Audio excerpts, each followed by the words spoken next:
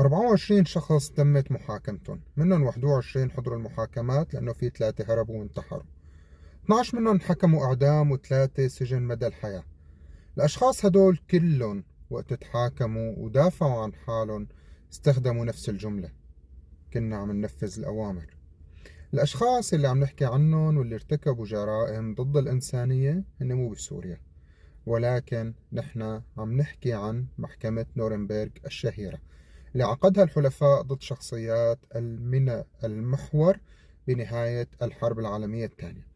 الهدف من هالفيديو شغلة كتير مهمة وضرورية: إنه ما حدا قادر يحاكم أو يحكم على مجرمين قد اللي تضرروا منهم ومن ظلمهم. وأحكام الإعدام ضد ناس أجرموا ضد الإنسانية هو مو جريمة، ولكن خطوة بتحقيق العدالة لكل شخص كان ضحية إلهم. ولازم وصلت الفكرة. سلام.